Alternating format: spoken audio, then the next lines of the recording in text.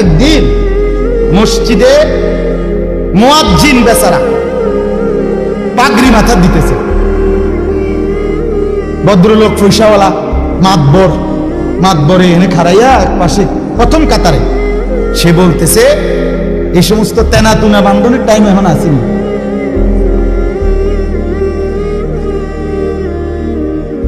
বুঝিনি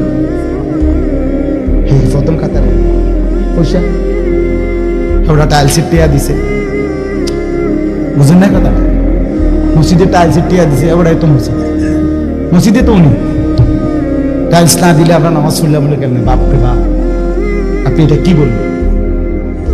কাকে তিরস্কার করবেন? আমার এই দুই চোখে আমি দেখছি, এই চোখে ভদ্রলোক কোটি কোটি টাকার মালিক, প্রাইভেট ব্যাংকের ভাইস চেয়ারম্যান, উনি জানাজা করছে। জানাজার আগে ইমাম সাহেব, স্থানীয় একজন ইমাম সাহেব কবরের আযাবের দুইটা কথা কইছে।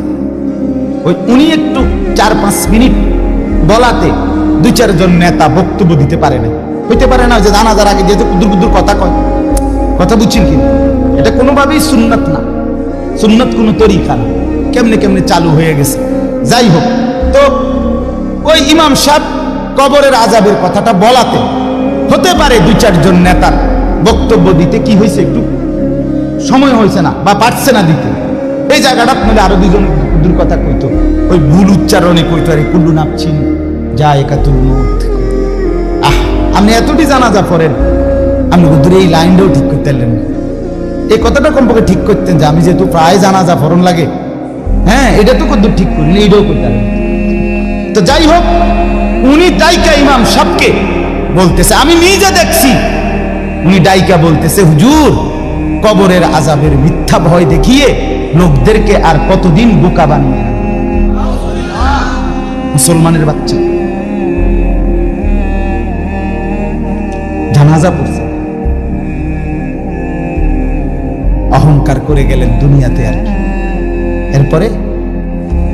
এরপরে মরতেন না, আপনি মরতেন না, আপনি কবরে যাইতেন না শেষ পর্যন্ত, না ফেরেশতা আমাদের দেখবে না কবরে।